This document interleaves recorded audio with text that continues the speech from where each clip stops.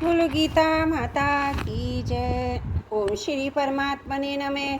श्रीमद् भगवत गीता द्वितीय अध्याय 11वां श्लोक। श्री भगवान उवाच असुशोच्यानन्वशोशतं प्रज्ञावदांश्च भाषते गताशुन गतांशुष्य च नानुशोचन्ति पंडिता।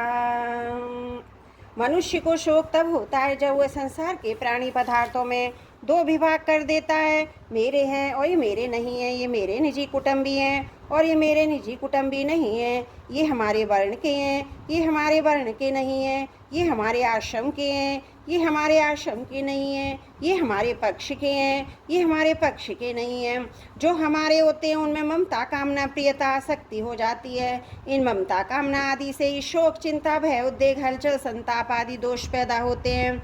ऐसा कोई भी दोष अनर्थ नहीं है जो ममता कामना आदि से पैदा न होता हो, यह सिद्धांत है। गीता में सबसे पहले धृतराष्ट्र ने कहा कि मेरे और पांडु के पुत्रों ने युद्ध भूमि में क्या किया।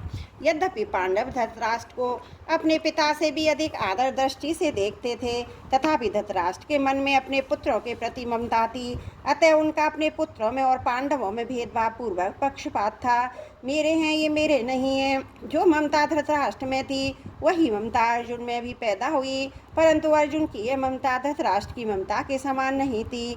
अर्जुन में धृतराष्ट्र की तरह पक्षपात नहीं था, अतः वे सभी को स्वजन कहते हैं। दृष्टिवेवं स्वजनम, दुर्योधन आदि को भी स्वजन कहते हैं। स्वजनम ही कथम हत्वा सुखिने श्याम माधवा। तात्पर्य कि अर्जुन की संपूर्ण कुरुवंशियों में ममता थी। उस ममता के कारण ही उनके मरने की आशंका से अर्जुन को शोक हो रहा था। इस शोक को मिटाने के लिए भगवान ने अर्जुन को गीता का उपदेश दिया, जो इस 11वें श्लोक को आरंभ होता है। इसके अंत में भगवान इसी शोक को अनुचित बताते हुए कहेंगे, तू केवल मेरा ही आश्रय ले और शोक मत कर। माँ शुच है, कारण कि संसार का आश्रय लेने से ही शोक होता है और अनन्य भाव से मेरा आश्रय लेने से तेरे शोक चिंता आदि सब मिट जाएंगे। असत तुम संसार में दो चीज़ें हैं, सत और असत, शरीरी अशरीर। इन दोनों में शरीरी अशरीरी अविनाशी और शरीरी विनाशी ये दोनों ही अशोच्य हैं। अविनाशी का कभी विनाश नहीं होता, इसलिए इसके लिए शोक करना बनता ही नहीं, और विनाशी का विनाश होता ही है, वह एक क्षण भी स्थायी रूप से नहीं रहता, इसलिए इसके लिए भी शोक करना नहीं बनता। तात्पर्य है कि उसके लिए भी शोक करना नहीं बनता और ना ही शरीरों को लेकर ही बन सकता है। शोक के होने में तो केवल अविवेक ही कारण है। मनुष्य के सामने जन्मना मरना लाभ हानि आदि के रूप में तो कुछ परिस्थिति आती है, वह प्रारब्ध का अर्थात अपने किए हुए कर्मों का ही फल है। इस अनुकूल प्रतिकूल परिस्थिति को लेकर शोक करना, सुखी दुखी होना केवल मूर्खता ही है। कारण की परिस्थिति चाहे अनुकूल आए चाहे प्रतिकूल आए, उसका आरंभ और अंत होता है, अर्थात वह परिस्थिति पहले भी नहीं थी, अंत में भी नहीं रहेगी। जो परिस्थिति आदि में है अंत में नहीं होती, वह बीच में एक क्षण भी स्थायी नहीं होती। अगर स्थायी होती तो मिटती कैसे, और मिटती है तो स्थायी कैसे। ऐसी प्रतिक्षण मिटने वाली अनुकूल प्रतिकूल परिस्थितियों को लेकर हर्ष शोक करना, सुखी दुखी होना केवल मूर्खता है। प्रज्ञावादांश से भाष्य से एक तरफ तो तू पंडिताई की बातें भगा रहा है और दूसरी तरफ शोक भी कर रहा है, अतः तू केवल बातें ही बनाता है। वास्तव में तू पंडित नहीं है, क्योंकि जो पंडित होते हैं वो किसी के लिए भी कभी शोक नहीं करते। कुल का नाश होने से कुल धर्म नष्ट हो जाएगा, धर्म के नष्ट होने से स्त्रियां दूषित हो जाएंगी, जिससे वर्ण संकर पैदा होगा। वह वर्ण संकर कुल घातियों को और उनके कुल को नरकों में ले जाने वाला होगा।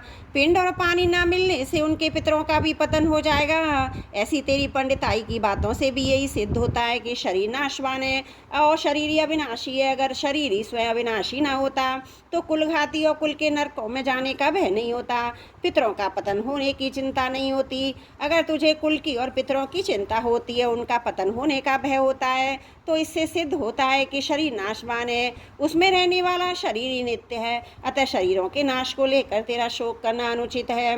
गता सुन गतांशुच, सबके पिंड प्रमाण का वियोग अवश्य भावी है। उनमें से किसी के पिंड प्राण का वियोग हो गया और किसी का होने वाला है, अतः उनके लिए शोक नहीं करना चाहिए। तुमने जो शोक किया वह तुम्हारी गलती है। जो मर गए उनके लिए शोक करना तो महान गलती है, कारण कि मरे हुए प्राणियों के लिए शोक करने से उन प्राणियों को दुख भोगना पड़ता है। जैसे मृत आत्मा के लिए तो पिंड और जल दिया जाता है, वह उसको परलोक में मिल जाता है, ऐसे ही मृत आत्मा के लिए जो कफ आंसू बहाते हैं वे मृत आत्मा को परवश होकर खाने पीने पड़ते हैं। जो अभी जी रहे हैं उनके लिए भी शोक नहीं करना चाहिए। उनका जो पालन पोषण करना चाहिए, प्रारब्ध करना चाहिए। उनकी क्या दशा होगी, उनका भरण पोषण कैसे होगा, उनकी सहायता कौन करेगा आदि चिंता शोक कभी नहीं करने चाहिए, क्योंकि चिंता शोक करने से कोई लाभ नहीं है। मेरे शरीर के अंग शिथिल हो रहे हैं, मुख सूख रहा है आदि विकारों के पैदा होने से मूल कारण है शरीर के साथ एक मानना।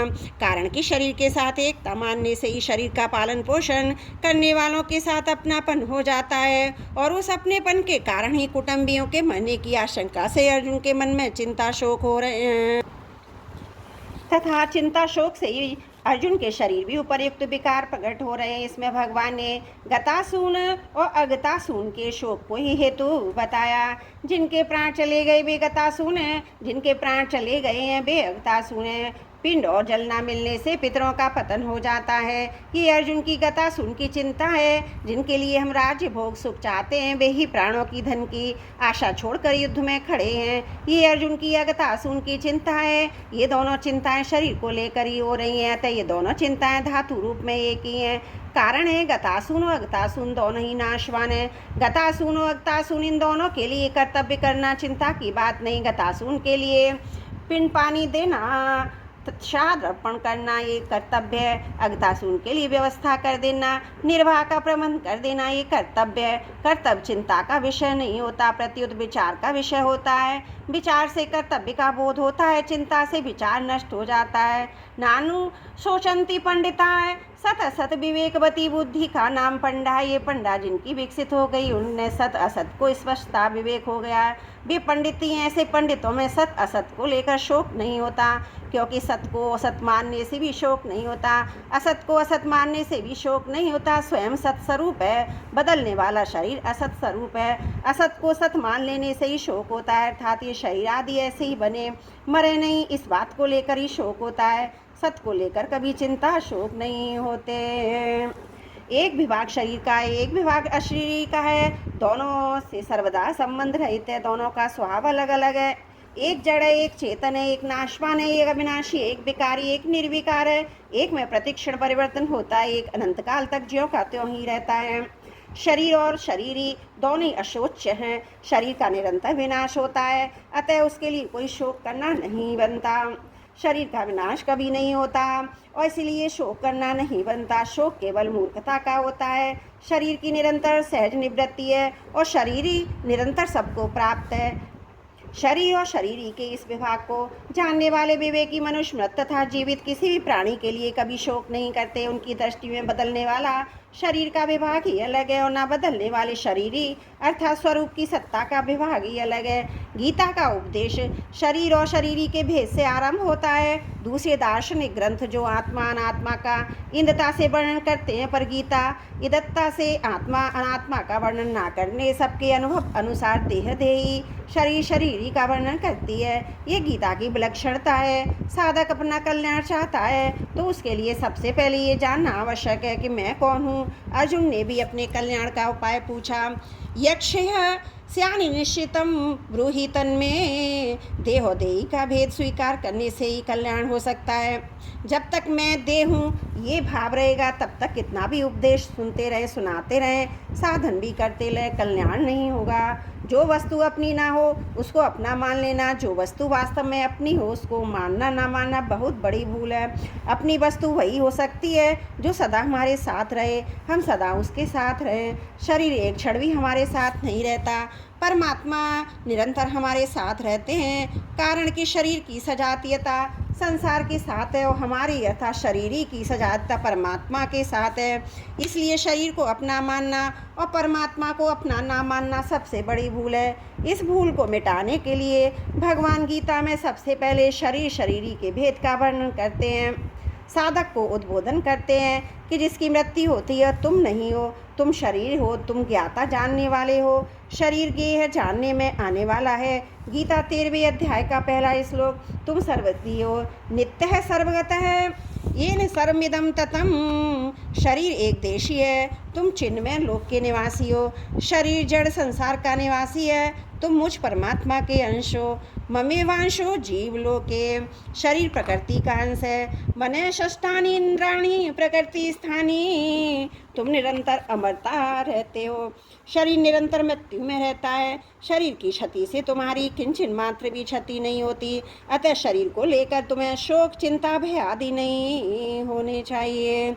शरीर ही किसी शरीर से लिप्त नहीं है, इसलिए इसको सर्वव्यापी कहा गया है, सर्वगत है। येन सर्वमिदं ततं। तात्पर्य हुआ कि साधक का स्वरूप सत्ता मात्र है, अतः वास्तव में ये शरीर ही नहीं है परंतु अशरीरी है। इसलिए भगवान ने इसको अव्यक्त भी कहा है। अव्यक्त है, अव्यक्तादानी भूतानी नास्तो विदते भाव है। शरीर प्रतिक्षण नष्ट होने वाला असत है। असत की सत्ता विद्यमान नहीं है, जिसकी सत्ता विद्यमान नहीं है, ऐसे असत शरीर को लेकर साधक शरीरी कैसे हो सकता है। इसलिए साधक शरीरी भी नहीं है, शरीरी भी नहीं है, परंतु इस प्रकरण में भगवान ने साधकों को समझाने की दृष्टि से इस सत्ता मात्र स्वरूप को शरीरी नाम कहा है। शरीरी कहने का तात्पर्य यही बताना कि तुम शरीर नहीं हो। जिस समय हम शरीर और शरीरी का विचार करते हैं उस समय भी शरीर और शरीरी वैसे ही हैं। जिस समय विचार नहीं करते उस समय भी वैसे ही हैं। विचार करने से वस्तु स्थिति में तो कोई फर्क नहीं पड़ता, पर साधक का मोह मिट जाता है, उसका मनुष्य जन्म सफल हो जाता है। मनुष्य शरीर विवेक प्रधान है, अतः मैं शरीर नहीं हूँ, ये विवेक मनुष्य शरीर में हो ही कैसे सकता। शरीर को मैं मेरा मानना मनुष्य बुद्धि नहीं है, प्रत्युत पशु बुद्धि है। इसलिए श्री सुखदेव जी महाराज राजा परीक्षित से कहते हैं, त्वं तु राजं मरिष्यसि पशु बुद्धा मिमां जहि न जाते प्रागभूतोध्य देहवत् तत्त्वनानक्षसि। हे राजन, अब तुम ये पशु बुद्धि छोड़ दो कि मैं मर जाऊंगा। जैसे शरीर पहले नहीं था, पीछे पैदा हुआ फिर मर जाएगा, तुम ऐसे पहले नहीं थे, पीछे पैदा हुए फिर मर जाओगे, ये बात नहीं है। त्रुटियों के लिए क्षमा चाहती हूँ। 11वां श्लोक समाप्त। वसुदेव सुतं देवं कंस चारुणमर्दनं देवकी परमानंदम कृष्णं वंदे जगद्गुरुं। त्रुटियों के लिए क्षमा चाहती हूँ।